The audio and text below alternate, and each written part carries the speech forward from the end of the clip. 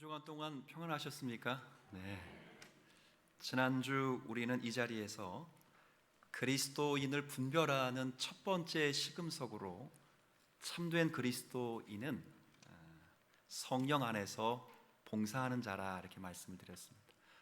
성령 안에서 예배하는 자라 이렇게 말씀을 드렸습니다. 성령 안에서 예배한다는 것이 무엇을 의미하는지와 그리고 이를 위해서 몇 가지 지침을 지난주에 드렸었습니다.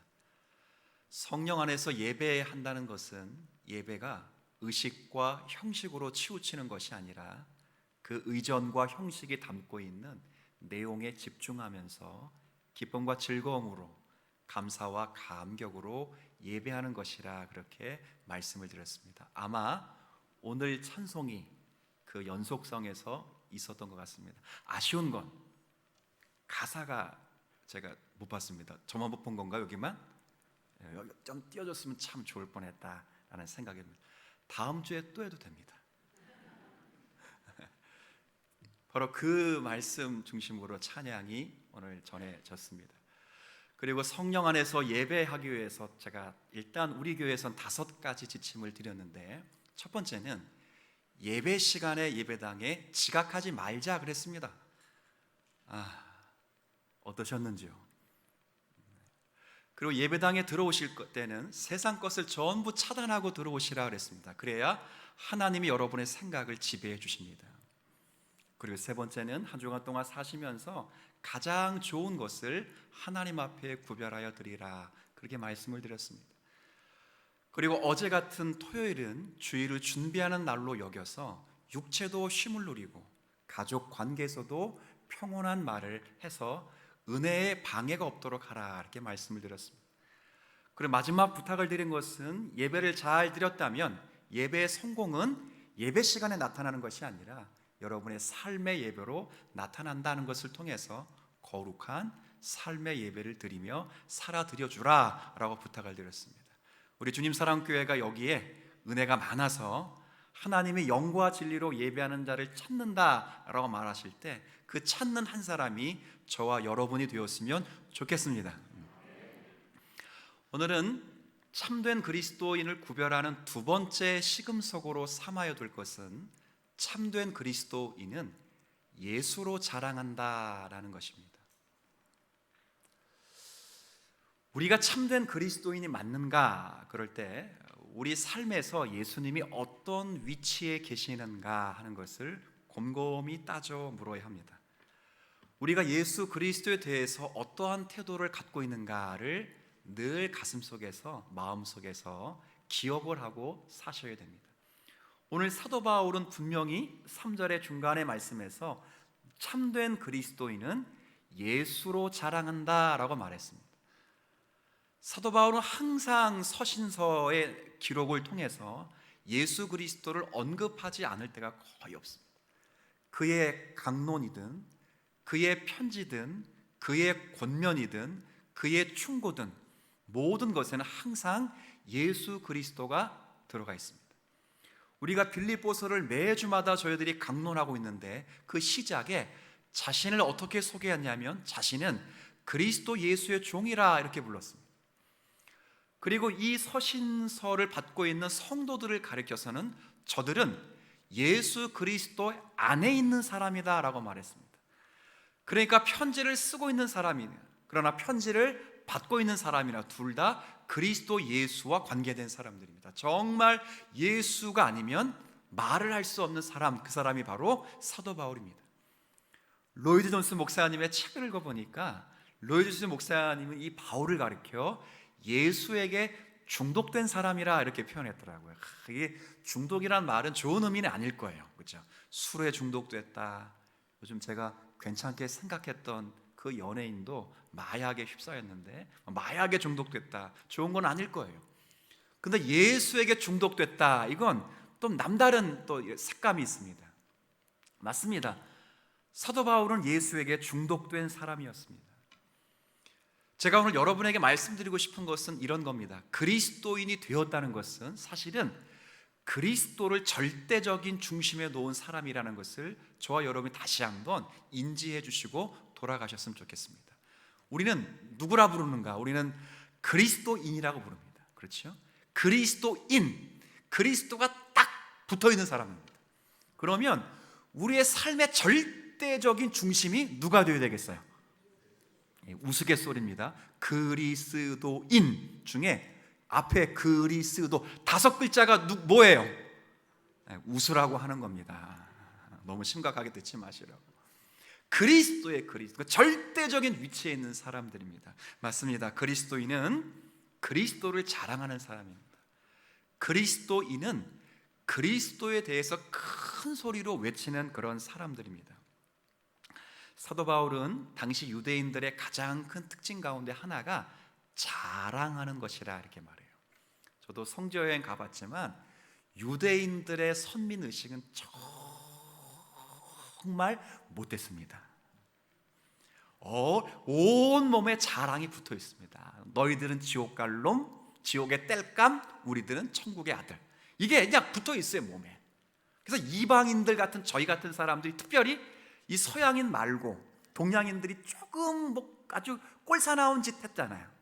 그러면 그냥 늑대같이 덤벼드는 게 총 갖고 와요. 총 갖고 와가지고 총으로 위협하진 않지만 막 신분 검사예요. 그 정도로 그냥 우리나라에선 있어서도 안 돼. 그들이 자랑이 몸에 배었어요.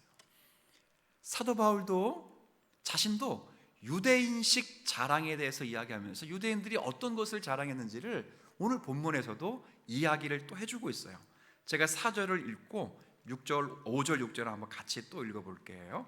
4절은 그러나 나도 육체를 신뢰할 만하며 육체를 자랑한다는 말이에요. 유대인들이 이런 것을 자랑했기 때문에 나도 이런 것들을 자랑하려면 나도 자랑할 수 있다, 그 말이에요. 만일 누구든지 다른 이가 육체를 신뢰할 것이 있는 줄로 생각하면 나는 더욱 그러하리니. 함께 읽습니다. 나는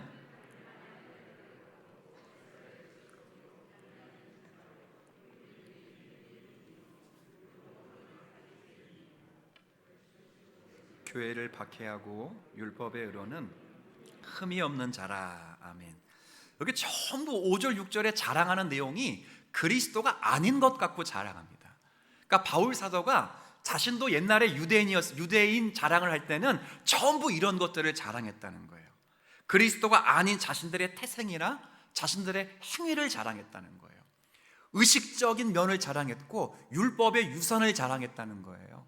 자신들의 선민의 우월적인 것들을 자랑했다는 거예요. 여기서 할례를 자랑했는데 할례를 누가 처음 받았습니까? 아브라함이 받았습니다. 아브라함이 할례를 받으면서 너는 선택받은 백성임을 징표로 세워주셨습니다. 그러니까 저들의 자랑은 나는 선택받은 백성이라, 우리는 선택받은 민족이라 자랑을 한 것입니다. 이스라엘 족속을 자랑했어요. 이스라엘이란 말은 야곱이 야복강 나루터에서 천사와 씨름하다가 하나님께 선물로 받은 이름이에요. 그러니까 축복을 받은 자들이라는 걸 자랑하는 거예요. 히브리인 중에 히브리인을 자랑합니다. 많은 외세의 침입 가운데 그들의 신앙과 혈통을 제대로 지킬 수 없었는데 자신들이 신앙과 혈통을 잘 지켜서 우리는 저런 사마리아와 같은 개 같은 사람들이 아니라 히브리인 중에 히브리인처럼 신앙과 혈통을 잘 지켜왔다는 걸 자랑하는 거예요. 율법으로는 바리새인이라고 자랑하잖아요. 이건 지금식으로 말하면 명문대를 나오고 커리어가 굉장히 훌륭한 사람이라는 걸 자랑하는 거예요. 그래서 율법의 의로는 6절의 마지막에 뭐가 없다고 얘기했죠?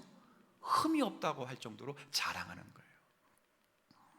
여러분, 사도 바울도 사실은 이것이 옛날의 유대인들의 자랑이었지만 바울 사도도 이런 것들을 다 자랑하며 살아갔어요. 누구를 만나기 전까지 그랬을까요? 예수를 만나기 전까지예요. 예수를 만나기 전까지 이 사도 바울도 전부 이런 것들을 자랑했다고요. 근데 자랑한 걸 잘 보니까 그리스도를 자랑한 게 아니에요. 장차 오실 메시아를 자랑한 게 아니에요. 이 땅에 오신 예수님을 자랑한 것이 아니라 전부 자기의 선민의식과 율법의 유산과 자신의 행위들을, 율법을 지킨 것들을 자랑했다, 그 말이에요. 근데 이 말은 예수 그리스도를 만나고 나서부터는 사도 바울의 자랑이 전부 바뀌었다는 거죠. 바울은 주를 자랑하는 사람이 되었습니다. 주님을 영광스러워하는 사람이 되었어요. 자기에 대해서 큰 소리를 치는 사람이 아니라 예수 그리스도에 대해서 큰 소리를 내는 사람으로 바뀌었다는 거예요. 제가 여러분에게 말씀드리고 싶은 건 이 부분입니다. 이것이 사도 바울이 말하는 분별의 기준이고요, 이것이 내가 정말 그리스도인인가를 가늠할 수 있는 시금석이 되어야 합니다. 그리스도인들은 믿기만 하는 사람이 아니라, 우리 한번 따라해 보겠습니다. 뽐내는 사람이다. 네. 그리스도인은요, 믿기만 하는 사람이 아니라 뭐 하는 사람이라고요? 뽐을 내고 자랑하는 사람이에요. 또 중요한 건 누구를? 예수를 자랑하는 사람입니다. 그리스도가 얼마나 놀라우신지 알 수 없다 하며 하나님의 놀라우심을 말할 수밖에 없는 그런 사람. 그리스도의 존재 자체, 그리스도의 지혜와 그리스도의 지식 자체를 말하지 않고는 견딜 수 없는 그런 사람. 입을 한번 열면 막 그 자랑이, 예수님이 나를 어떻게 구원하셨고, 예수님이 나에게 어떤 분이시며, 예수님의 존재 자체가 얼마나 위대하신지를 말하지 않고서는 견딜 수 없는 그런 사람. 그런 사람이 참된 누구라고요? 그리스도인이래, 그리스도. 왜 그럴까요? 예수를 만났기 때문에 그런 거예요. 예수님이 누구신지를 깨달았기 때문에 그래요. 예수님을 깨닫지 못했을 때는, 예수님 만나지 못했을 때는 바울 사도도 옛날에 자신이 자랑했던 걸 막 자랑했어요. 그런데 그가 예수를 만나고 예수의 말씀을 깨닫고 진리를 깨닫고 보니까 지금까지 자랑했던 모든 것이 배설물, 쓰레기였던 걸 비로소 깨닫게 된 거예요. 사도 바울도 주 예수 그리스도를 만나기 전까지는 자기 만족을 위해 살았어요. 스스로 의롭다고 착각하면서 자신에게는 정말 아무런 문제도 없다고 그렇게 스스로 자부하며 살았어요. 스스로 율법의 의로는 흠이 없다고 생각했어요. 그러나 근본적으로 잘못되었다는 것을 깨달았습니다. 그가 예수를 만나고부터 자신이 자랑해왔던 모든 것이 사실은 자랑할 것이 아닌 사실을 깨달았어요. 자신들이 율법의 의로는 흠이 없다고 말했는데 율법을 지킨 것이 아니라 율법에 대한 해석을 자신이 지켰다는 것을 깨닫고 지금까지 자랑했던 모든 것을 다 쓰레기처럼 여겼다고요. 바울이 이야기하는 거예요. 내가 그리스도가 아니었다면 나는 지금도 계속 쓰레기 붙잡고 자랑하며 살았을 것이다. 그러나 그리스도께서 내 실상과 내 잘못과 내 허물을 보여주셔서 내가 얼마나 위험한 자리에 있는지를 하나님이 그리스도 예수 안에서 보여주셨다 하는 거예요. 사실은 그리스도가 이 땅에 오셔서 우리 마음에 오시면 가장 먼저 하는 게 여러분의 죄와 지금까지 가지고 있었던 모든 자랑들이 얼마나 추한지를 먼저 보여주는 거예요. 종교개혁가 마틴 루터라는 분이 계셔요. 많이 들어보셨죠? 아마 개신교를 다니신 분 가운데 루터에 대해서 이야기를 못 들어본 분은 한 분도 없어요. 저도 이야기 종교개혁 주일에 설교도 몇 번 했고 아마 많이 들어봤어요. 이 종교개혁가 마틴 루터라는 분은 원래 법률가를 꿈꾸는 분이었어요. 그러니까 이 사람은 법률가가 되길 원했어요. 근데 하루는 학교를 가다가 친구랑 둘이 길을 가다가 친구가 갑자기 하늘에서 친 벼락을 맞고 즉사해버렸어요, 그 자리에. 그러니까 이 친구가, 이 루터라는 사람이 얼마나 충격을 받았을까요? 법률가가 되고 싶은 꿈을 접고 너무 무섭고 두려워서 수도원에 들어가서 수도 생활을 하게 되었어요. 근데 얼마나 성실하게 섬겼는지 보세요. 법률가가 되려고 했으니까 공부도 잘하고 똑똑했을 거예요. 근데 죽음에서 건짐을 받았으니까 얼마나 열심히 성실하게 수도원 생활을 했겠어요. 수도원장이 보면서 이야, 얘 괜찮은 친구다, 진짜 수도사 하면 잘하겠다 싶어서 수도사를 만들었어요. 처음 수도사가 되어서 첫 번째 예전 미사를 집례하는데 예전 문구를 읽다가 그가 너무 두려움에 휩싸였어요. 예전 문구가 이래요. 우리는 주님께 곧 살아계시고 전능하시며 거룩하시며 참되시고 완전하시고 영원한 하나님께 우리 자신을 바치옵니다. 참 멋있는 말인데요, 남달리 영적으로 예민했던 루터는 이 글귀를 딱 읽는 순간 정말 전율을 느끼면서 두려움에 벌벌 떨었어요. 왜냐하면 지금 자신이 고백한 하나님이 전능하신 하나님이고 거룩하신 하나님이시고 완전하신 하나님이시고 영원하신 하나님이에요. 그러니까 그 앞에 자신을 드리려고 하니까 자신의 추악함과 더러움 때문에 벌벌 떠는 거예요. 우리 사랑하는 주의 백성들이 하나님 앞에 기도하는데도 이런 마음이 없으면 사실은 안 되는 거예요. 여러분이 거룩하신 하나님이라고 고백하지 않아요? 여러분이 하나님은 전능하신 하나님이요, 하나님은 흠이 없으시며 완전하신 하나님이신데도 하나님 앞에 기도하는데 두려움이 없고 떨림이 없고 각성함이 없다면 우리는 참된 그리스도인가를 점검해 보셔야 되는 거예요. 너무 평온한 것 아닙니까? 하나님은 전능하시다 말하시고 하나님은 거룩하시다 완전하시다 말하는데 우리가 너무 하나님 앞에 태평한 것 아닙니까? 루터가 이 사실 앞에 너무 충격에 휩싸였어요. 그래서 두려움에 떨면서 이야, 하나님은 정말 무서운 분이시구나. 평생의 신학이 두려우신 하나님이에요. 두려우신 하나님. 마치 도끼를 가지고 나무 뿌리를 확인하듯이 막 그런 하나님으로 평생을 그의 심정을, 그의 마음을 주관했어요. 너무 두려웠어요. 그래서 두려운 하나님 앞에 스스로 좀 서보려고 여러 가지 신앙생활을 열심히 했습니다. 금욕생활을 얼마나 했는지, 먹지 않고 자지 않고 보지 않고 누리지 않고 정말 철저히 했어요. 그럼에도 불구하고 그 마음 깊숙이 나오는 죄를 어떻게 뿌리쳐 내보낼 수 없었어요. 여전히 하나님은 두려우신 하나님이셨고 여전히 하나님은 무서운 하나님이었어요. 당시 종교개혁 전에는 잉여 공로설이라고 해가지고 누군가의 공로가 넘치면 그 공로를 잠시 사올 수 있어요. 돈을 주고. 루터가 가지고 있는 모든 노력과 돈을 가지고 누군가의 돈, 지금 천주교 그러지 않아요? 마리아 이름으로 기도하고 뭐 성자 이름 기도하고 천사 이름 기도하는 거 왜 기도해요? 그들의 공로가 차고 넘쳐요. 자기 구원을 위해서 차고 넘치기 때문에 남는 공로를 우리에게 나눠주기 위해서 그를 붙잡고 기도하는 거예요. 미쳤죠? 미쳤지. 루터도 그렇게 많이 했어요. 그러나 여전히 하나님은 두려우신 하나님.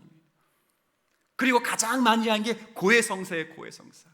자신이 생각나는 모든 기억들을 다 떠올려서 수도 원장에 찾아가가지고 계속 나 잘못했다 회개를 하는 거예요. 오직했으면 그 당시 수도 원장이 스파우 피치라는 분인데 이분이 자기에게 찾아오는 그 루터에게 야 이놈아 그만 오라래.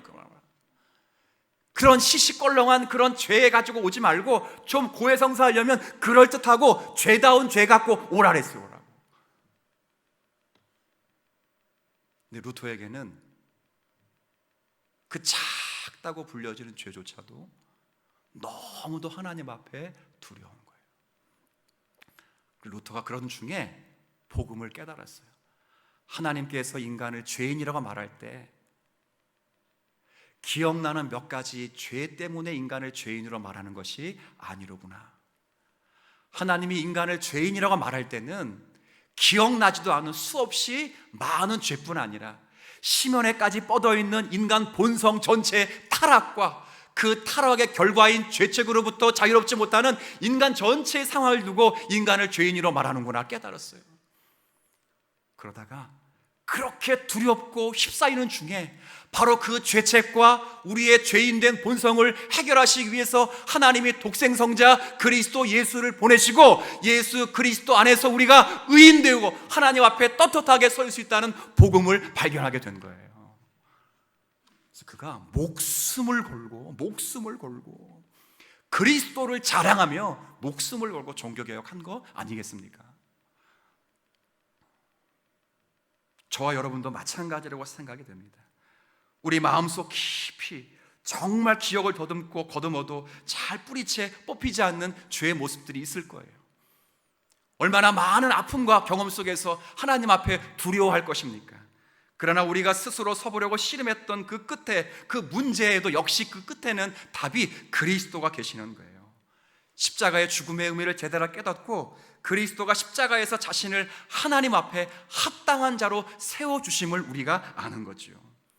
이건 우리가 스스로 할 수 있는 게 아니에요. 다른 누군가가 대신해 줄 수 있는 것도 아니에요. 바울은 이 사실을 깨달았어요.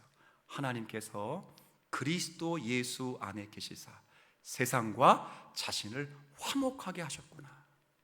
그리고 하나님께서 죄를 알지도 못하신 이이신 그리스도를 죄에 있는 자로 간주하셔서 그를 죄인처럼 취급해 주셨구나. 예수 그리스도 십자가 안에서 모든 택자들의 죄를 처리해 주시고 그 예수 그리스도를 믿음으로 말미암아 우리는 악하고 부족하지만 능히 그리스도 예수 안에서 하나님 앞에 설 수 있도록 우리에게 은혜를 베풀어 주셨구나 하는 거예요. 이 사실을 바울이 깨달은 거예요. 주님이 처음으로 여러분의 마음에 오시면 먼저 여러분이 깨닫게 하시는 것은 여러분의 추악함을 보게 하는 거예요. 내가 얼마나 큰 죄인인가. 기억나는 몇 가지 죄뿐 아니라 기억나지도 않는, 기억할 수도 없는 아예 인간 본성 전체의 악함을 하나님이 고발하시고 우리가 얼마나 추한지, 지금까지 살아왔던 모든 삶의 기반을 송두리째 뿌리채 흔드는 그런 절대적인 진리를 맛보는 거예요. 그리고 헤어나올 수 없을 때 그리스도 예수께서 우리의 모든 죄책을 해결해 주시고, 우리는 예수 그리스도를 믿으면 구원을 받을 뿐 아니라 영생에 이를 수 있다는 그 믿음 하나 때문에 우리가 예수로 말미암아 이 자리에 서 계신 줄 믿으셨으면 좋겠어요. 그럼 예수 안에서는 새로운 사람이 되는 거예요. 정말 예수 안에서는 새로운 관점, 새로운 본성, 새로운 삶, 새로운 시각, 새로운 비전이 생기는 거예요. 그게 뭐예요? 예수로 뽐내는 거예요. 예수가 전부가 되는 사람이에요. 고린도서 1장 30절 말씀을 읽을 텐데 한번 자막을 한번 보세요. 1장 30절 말씀은 고린도 교회의 성도들이 진짜 자랑질을 하는 거예요. 자랑. 너무 자랑해가지고 막 서로 자랑하는데 바울 사도께서 쭉 설명하면서 자랑할 것이 없다 하고 쭉 설명하는 중에 결론 부분이에요. 결론. 우리가 이 다음 절은 다 알아요. 이 30절 다음 절이 자랑하는 자는 오직 주 안에서 자랑하라 그 말씀이에요. 그렇기 때문에 자랑할 것이 없다 그 말이거든요. 왜 없는지 30절 한번 같이 읽어주시겠습니까? 너희는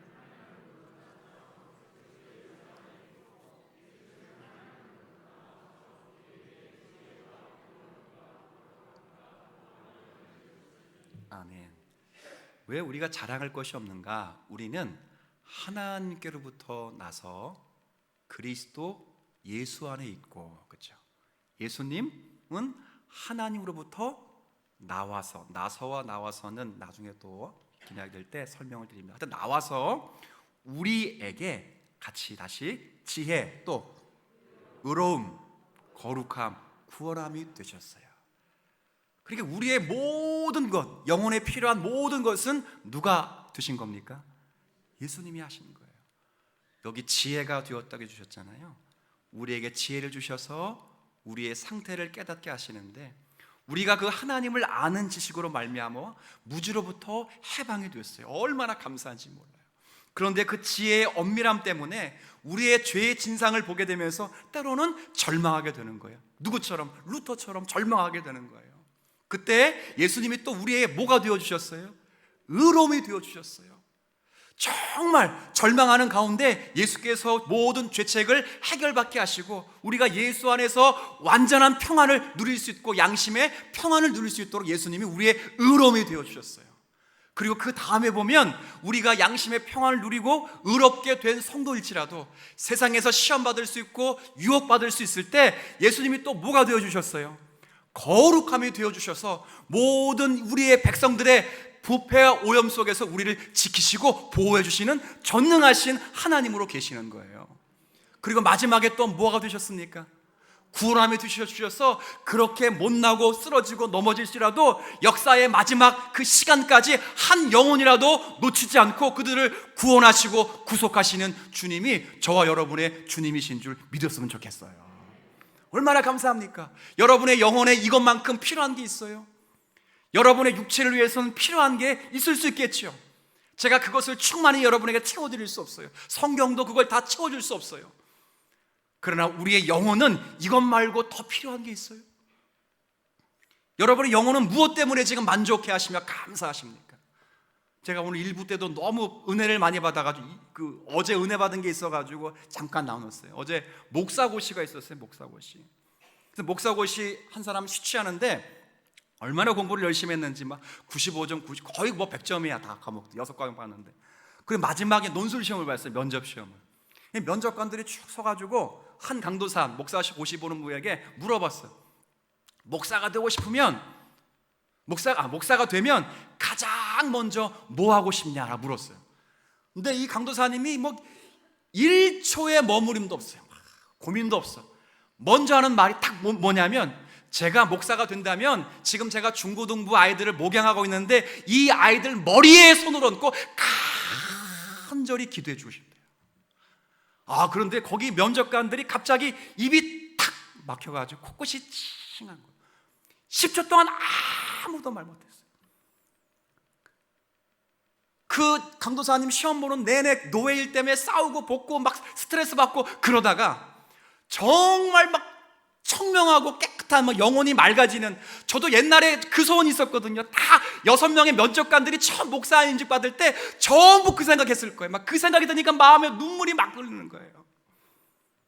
근데 요즘은 내가 뭐 때문에 즐거워하고 뭐 때문에 감사하고 뭐 때문에 자랑하는가? 교인들이 늘어난 거, 성도들이 월급 올려주는 거, 누가 뭐 사주는 거, 뭐 어디 좋은 것 가는 거. 정말 예수로 충분한가?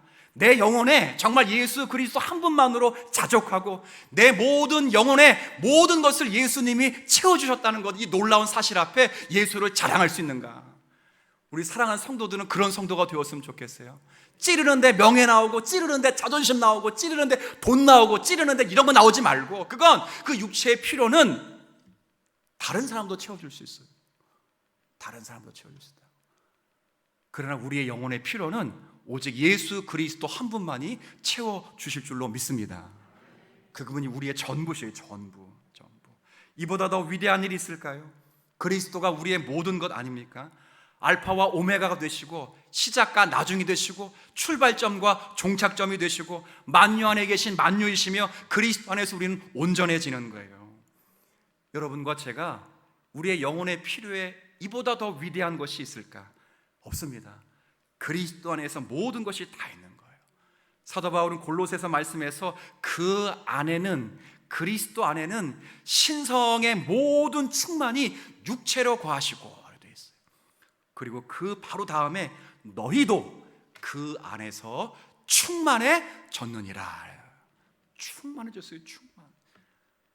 이생이든 내생이든 간에 우리에게 필요한 것은 전부 그리스도 안에 있습니다. 여러분, 용서가 필요하세요? 그리스도 안에서 있습니다. 여러분, 하나님과 화목되기를 간절히 원하십니까? 그리스도가 하나님과 여러분을 화목시키시는 중재자가 되어주십니다. 여러분의 삶에 힘이 필요하시고 능력이 필요하십니까? 그리스도가 성령을 통해 공급해 주십니다. 새로운 삶과 새로운 본성이 필요하십니까? 그리스도가 친히 주십니다. 여러분을 변호해 줄 사람이 필요하십니까? 지금도 하늘 보좌 우편에서 여러분을 위해 중보하시는 변호자 되시는 그리스도가 계셔 주십니다. 여러분, 마지막 날 하나님 앞에 서게 될 때 두려움에 휩싸이십니까? 심판의 그때에 하나님이 나를 심판하시면 어떨까 막 엄습해오는 그 두려움 때문에 떨고 계십니까? 그때나 지금이나 지금도 하늘 보좌 우편에서 우리에게 그리스도의 옷을 입혀주시는 그리스도가 영원히 우리를 중재하시며 변호해 주실 것을 성령을 통해 말씀해 주십니다. 우리는 두려울 것이 없습니다. 우리는 부족할 것이 없어요. 모든 게 충만한 사람이에요. 찌르면 이제 누가 나와야 돼요? 찌르면 그 목사 그 새끼 안 돼. 찌르면 그 장로 그 자식 그러면 안 된다고. 찌르면 우리 애, 찌르면 우리 애, 찌르면 우리 안 돼. 찌르면 아파트값, 여러분 아파트값 떨어지죠? 너무 기뻐. 나 너무 기뻐. 너무 기뻐. 막 없는 너무 기쁜 거예요. 막 그냥 진짜 기쁘다는 게 아니고 기쁨의 차원이 다르다는 거예요. 여러분은 막 집 있는 분으로 억울할 수 있지만 전 기쁘고, 반대로 집값 올라가면 여러분 기뻐하지만 전 또 뭐 억울한 거 갑자기 어차피 없을 놈인데 그냥 없는데도 억울한 거예요. 그냥 막 인간이 가지고 있는 그런 자랑들은 전부 상대적인 거예요. 그런 상대적인 자랑은 힘이 없는 사람은 자랑할 수 없어. 유초동부 애들 어떻게 자랑해? 노인 되셔가지고 봉사할 힘도 없고 자녀들에게 재산 다 양도해 주신 어르신들은 뭘 갖고 자랑할 거예요? 뭘 갖고? 우리의 자랑은 나이가 적든 많든 돈이 많든 적든 사회적인 신분이 있든 어떤 학연, 지연, 혈연 다 필요 없이 우리의 자랑은 예수님이 주신 구원이고 예수님이 주신 거룩함이고 예수님이 주신 의로움인 줄 믿습니다. 그럼 누구나 자랑할 수 있는 누구나 다. 누구나 자랑할 수 있어. 그 아이도 예수 믿어서 그 아이가 세상의 성공, 막 세상의 성공 이게 아니고 예수 믿어서 그 아이가 바르게 살길 원한다. 그러면 박수치고 자랑해 주대. 자랑. 너 공부 몇 등 했어? 반에서. 뭐 그런 거 물어보지 마. 우리 애들에게 물어보지 말라고요 자꾸. 그거 왜 물어봐? 어차피 못해. 어차피 봐요. 우리 애도 공부 잘하게 생겼나? 그러니까 묻지 마. 왜 스트레스 받게 해? 주일날 영상으로 예배 드리고 싶대잖아.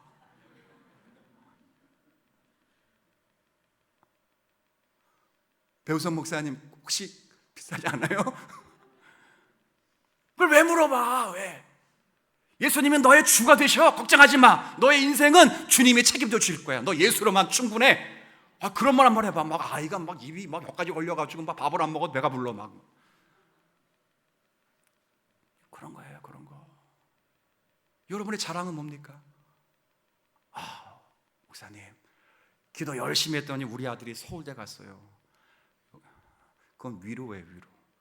예수 안에서 자랑하라 그랬더니 예수님의 이름으로 기도해서 응답받은 거 자랑하고 있어.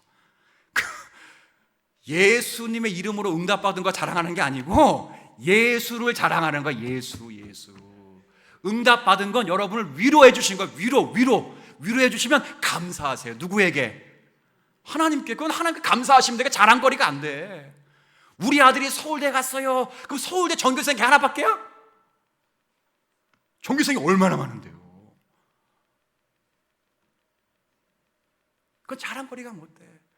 우리 교회는 하나님이 정말 특별한 은혜를 베풀어 주셨어. 그래서 결과가 어떻게 됐다는 거예요. 그래서 교인이 많아. 헌금도 많아. 그게 뭐 자랑거리야. 우리 교회는 국회의원도 있고 막 판검사도 엄청나게 많아. 하나도 안 부러워. 진짜 하나도 안 부러워. 어느 교회 가보니까 국회의원 계시는데 누가 담임 목사님인지 모르겠어. 막 보니까 누가 담임 목사님인지 모르겠어. 나 진짜 꼴사 나와가지고. 우리 교회 국회의원도 혹시 예배 드시면 등록하지 마라. 아예 등록하지 마라. 꼴은 못 봐주는 거. 그게 뭐? 우리의 자랑은 예수님 한 분이시고 예수님만 주실 수 있는 거룩함과 구원함과 은혜인 줄 믿으셨으면 좋겠어요. 한 구절 읽고 말씀 마칠 텐데 이 말씀이 한 주간 살아가면서 여러분이 매일 묵상할 수 있는 그런 말씀이 좋겠어요. 갈라디아서 6장 14절 말씀 읽고 마칩니다. 자, 앞에 있습니다. 함께 읽습니다. 시작.